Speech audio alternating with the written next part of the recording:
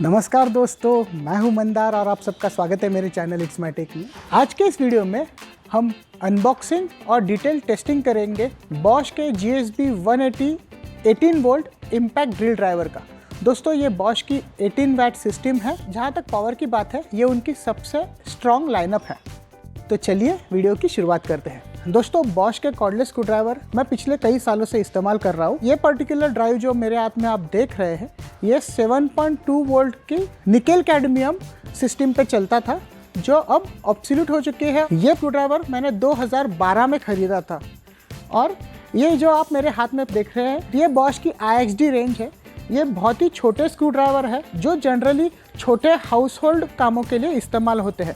मैं आपको यहाँ पे क्लियर करना चाहता हूँ, ना ये पेड प्रमोशन है और ना ये स्पॉन्सर्ड कंटेंट है। मेरे बॉश के साथ कोई एसोसिएशन नहीं है। लेकिन बात ऐसी है कि जब इंडिया में रिलायबल टूल्स के आप मेकर्स देखते हो तो एक स्टैंडर्ड नाम बॉश का आता है और मुझे ओवरऑल इनकी डिज़ाइन और एर्गोनॉमिक्स काफ़ी ज़्यादा पसंद है, तो मैं जनरली यही स्क्रू ड्राइवर्स लेना पसंद करता हूँ। तो आइए अब हम अनबॉक्सिंग से शुरुआत करते हैं। ये जो स्क्रू ड्राइवर है, ये कुछ इस तरह के केस में आता है। तो मैं इस साइड की इनकी अब सील को काटूंगा और हम यहाँ पे दिए हुए इस स्टिकर को भी काटेंगे। इसे खोलने के पहले मैं एक बात यहाँ पे जो मेरे नोटिस में आई है वो आपको दिखाना चाहता हूँ कि इन पिछले कुछ सालों में बॉश ने ज़रूर उनकी केस की क्वालिटी को कॉम्प्रोमाइज़ किया है। ये जो पर्टिकुलर आप केस देख रहे हो, ये मेरी 7.2 वोल्ट के स्क्रू ड्राइवर की केस है। अगर आप इन दोनों में फ्लेक्स देखें तो ये देखिए, नए स्क्रू ड्राइवर की केस काफ़ी ज़्यादा आप कह सकते हैं कि लो क्वालिटी है एज़ कम्पेयर टू उनकी पुरानी केस। बॉश ने केसिंग के मामले में कॉस्ट कटिंग करने की कोई ज़रूरत नहीं है, क्योंकि सारे टूल्स ठीक रहते हैं तब तक जब तक उनकी केस ठीक रहती है। यहाँ पे इस तरह से लॉक्स आते हैं। अगर हम ये लॉक्स खोलें तो इसके अंदर ये हमारा स्क्रू ड्राइवर है। ये देखिए दोस्तों, मैं जो फ्लेक्स की बात कर रहा हूँ, काफ़ी ज़्यादा केस में फ्लेक्स है। मैं ये नहीं कह रहा कि ये प्रोटेक्ट नहीं कर पाएगी, लेकिन ये फील काफ़ी चाइनीज़ टूल्स का दे रही है। जबकि ये टूल मैं आपको बता दूँ मेड इन मलेशिया है, ये मेड इन चाइना टूल नहीं है। यहाँ पे आप देखें तो इनकी 18 वोल्ट की, बाकी की उन्होंने रेंज के बारे में डिटेल्स दी है और ये 12 वोल्ट इम्पैक्ट ड्राइवर के बारे में। दोस्तों बॉश के 18 वोल्ट के नीचे एक 12 वोल्ट सिस्टम भी आती है, जो जनरली इससे सस्ती भी है। 12 वोल्ट सिस्टम में इम्पैक्ट ड्रिल मतलब GSB मॉडल, अगर आप GSR मॉडल रहते हो तो वो इम्पैक्ट के साथ नहीं आता है। वो मैं आगे वीडियो में आपको बताऊंगा कि दोनों में क्या डिफरेंस है। लेकिन जो इम्पैक्ट ड्रिल है 12 वोल्ट का, वो आपको अराउंड 6,500 के आसपास मिल जाएगा। वही अगर आप 18 वोल्ट का मॉडल खरीदे, जैसे कि यहाँ पे मैंने खरीदे हैं, तो ये आपको 10,000 रुपये के आसपास कॉस्ट करेगा। तो अगर आप छोटे छोटे ही होम प्रोजेक्ट्स करते हो तो मेरा मानना है कि 12 वोल्ट सिस्टम आपके लिए इनफ है, आपका काम उसमें चली जाएगा। लेकिन अगर आप थोड़ा सीरियस वर्क करते हो या आप एक ऐसा टूल चाहते हो जो कुछ भी कर सके, तो 18 वोल्ट सिस्टम काफ़ी ज़्यादा सेंसेबल डिसीजन हो जाता है। अगर आप अंदर बाकी का पेपर वर्क देखें तो ये हमारा वारंटी कार्ड है। यहाँ पे सर्विस सेंटर की डिटेल्स दी गई है। ये चार्जर का मैनुअल है और ये हमारे इम्पैक्ट ड्रिल का मैनुअल है। तो इस प्रकार से ये पेपर वर्क अंदर आता है। अगर आप बॉक्स में और देखें तो ये एक स्पेयर बैटरी इसके साथ आती है और ये हमारा चार्जर है। तो पूरे बॉक्स में कुल मिला के इतनी चीज़ें हमें मिलती हैं। दोस्तों अगर हम बैटरी पैक की बात करें तो इस तरह से ये सामने बटन दिया है जिससे हम इसे क्विक रिलीज़ कर सकते हैं। और अगर आप पिछली तरफ देखें तो ये देखिए, यहाँ पे बैटरी लेवल इंडिकेटर है और ये एक बटन दिया है ऑन का। अगर आप इसे दबाएं तो आपको बैटरी लेवल यहाँ पे इंडिकेट हो जाती है। दोस्तों ये जो पर्टिकुलर मॉडल मैंने ख़रीदा है वो ब्रश मोटर के साथ आता है, ये ब्रशलेस मोटर नहीं है। यहाँ पे आप देख सकते हैं ये दो उन्होंने इजीली रिमूवेबल टैब्स दिए हैं, जिसके अंदर इसके अगर ब्रश ख़राब हो जाए तो हम बदल सकते हैं। बैटरी निकालनी है तो काफ़ी सिंपल है। ये सामने दिया हुआ टैब आपको प्रेस करना है और आसानी से इस तरह से बैटरी निकल जाती है और ये इस तरह से आप क्विकली इसे अटैच भी कर सकते हैं। दोस्तों अगर आप टूल की राइट तरफ देखें तो यहाँ पे उन्होंने स्टिकर दिया है और ये देखिए 13 mm मैक्स इसकी चक कैपेसिटी है वो उन्होंने दी है।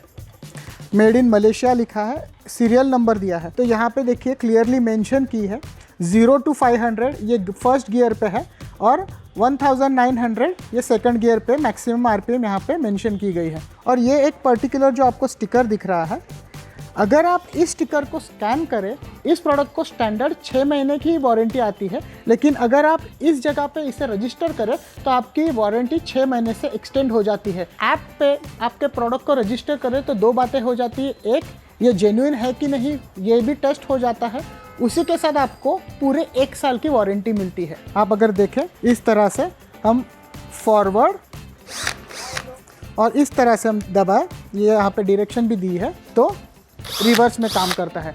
तो ये 2 डायरेक्शनल कंट्रोल है।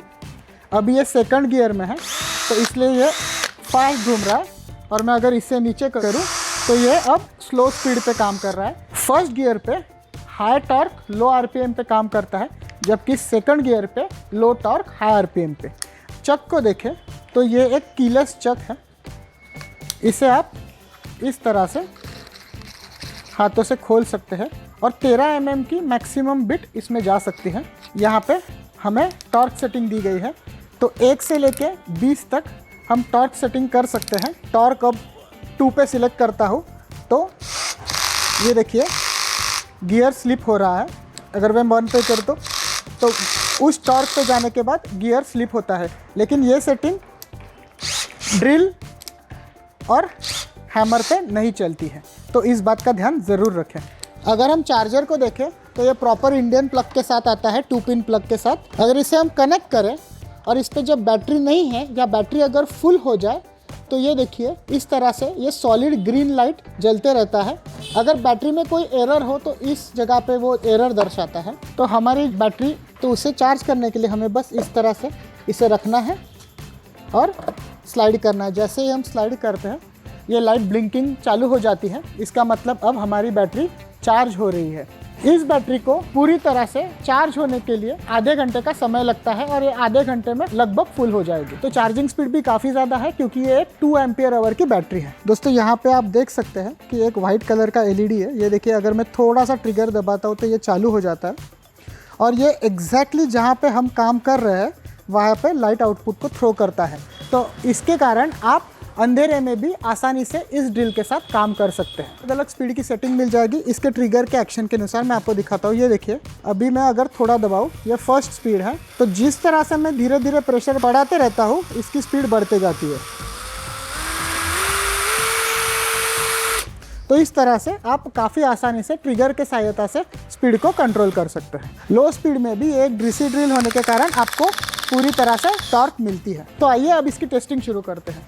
यहाँ पे अलग अलग टाइप की वुड बिट्स, मेटालिक बिट्स और स्क्रूज है। हम शुरुआत करते हैं सेल्फ टैपिंग स्क्रू के साथ। हम इस ब्लॉक में सेल्फ टैपिंग स्क्रू का इस्तेमाल करेंगे। तो मैंने सेकंड मोड पे इसे डाला है और ड्रिलिंग पे रखा है क्योंकि हमें सेल्फ टैपिंग स्क्रू को लगाना है, इसलिए।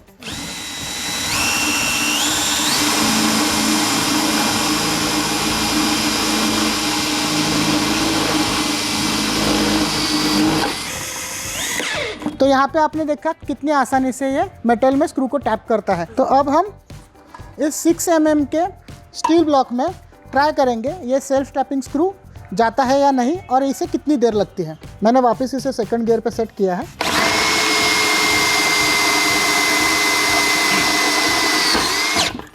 देखिए कितनी आसानी से और कितने इम्प्रेसिव तरीके से इसने इस स्क्रू को 6 mm स्टील में टैप किया है। इसे निकालने के लिए मैंने बस इसे रिवर्स गियर में डाला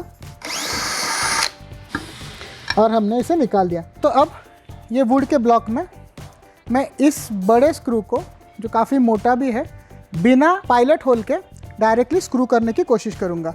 इसके लिए मैंने अब यहाँ पे मेरे क्लच को स्क्रू के सेटिंग पे डाल दिया है और मैंने टॉर्क सेटिंग 15 पे कर दी है। अब मैं गियर को फर्स्ट नंबर पे डालूंगा क्योंकि इस एप्लीकेशन के लिए हाई टॉर्क की ज़रूरत है, हाई आरपीएम की नहीं।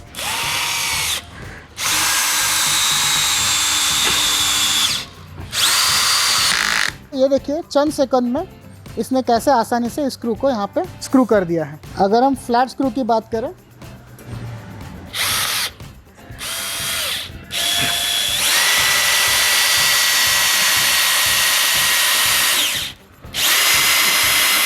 ये देखिए काफ़ी आसानी से ये स्क्रू करते हैं। तो दोस्तों अब होल गिरा के ट्राई करेंगे। तो पहले मैं 8 mm की वुड बिट से यहाँ पे आपको होल करके दिखाता हूँ।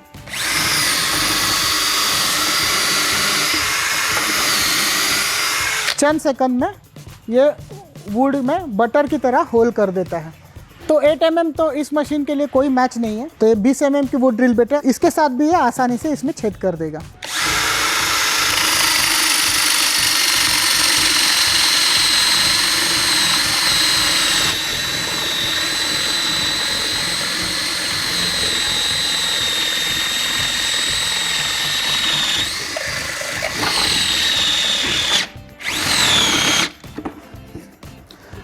तो दोस्तों ये देखिए काफ़ी आसानी से क्लीन तरह से इसने इसमें होल कर दिया है, वो भी चंद सेकंड में। इसका मेन कारण ये है दोस्तों कि गियर 2 जो है इसमें वो 21 न्यूटन मीटर का मैक्स टॉर्क देता है, जबकि गियर 1 जो स्क्रू ड्राइविंग के लिए हम यूज़ करते हैं उसमें 54 न्यूटन मीटर का इसका टॉर्क है। तो काफ़ी ज़्यादा स्ट्रॉन्ग और टॉर्की ये मशीन है। इतनी चीज़ें करने के बाद अगर आप देखें तो हमारी बैटरी भी 100% पे ही है। तो इसकी अब हम अल्टीमेट टेस्टिंग करेंगे मेसनरी वर्क में। यहाँ पे मैंने एक पेपर का ब्लॉक लिया है जो कंक्रीट से बना है। इसमें हम पहले ये नॉर्मल ड्रिल ट्राई करेंगे। इस कंक्रीट में ड्रिल करना है, इसलिए मैं अब मोड को ड्रिलिंग मोड से हैमर मोड में डाल दूंगा। 6 mm मेसनरी बिट।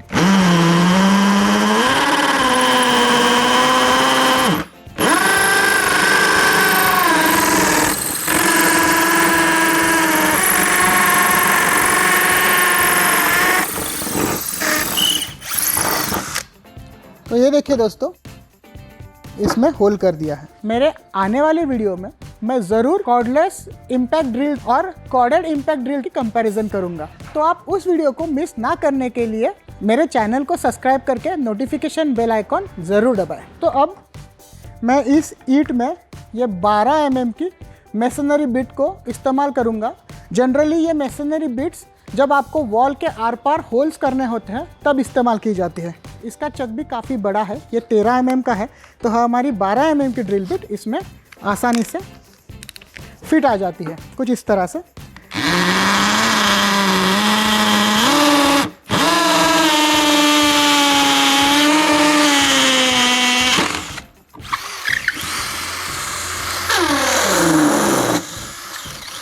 अगर हम यही होल इस कंक्रीट ब्लॉक में भी ट्राई करें, मुझे लगता है ये आसानी से इसे कर देगा।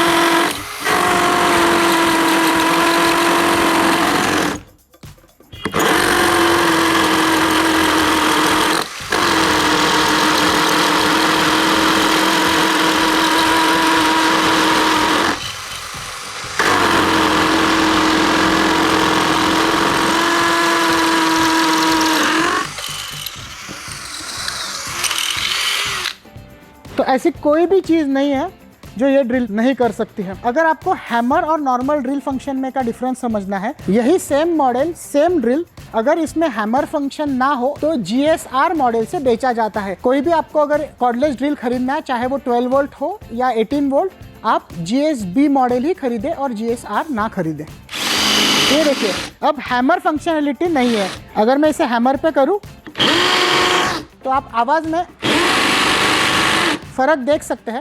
तो हैमर में जब ये दबता है तब ये स्ट्राइक्स डिलीवर करता है, उसके कारण हैमर ड्रिल की तरह ही इससे काम करने में काफ़ी आसानी हो जाती है हार्ड सरफेसेस में। तो दोस्तों अब हम अल्टीमेट टेस्टिंग करेंगे। यहाँ पे मैंने नॉर्मल 5 mm की मेसनरी बिट ली है, इसे हैमर मोड में डाला है और अब इस पत्थर में डायरेक्टली होल करने की कोशिश करेंगे। आइए देखते हैं कैसे परफॉर्म करता है।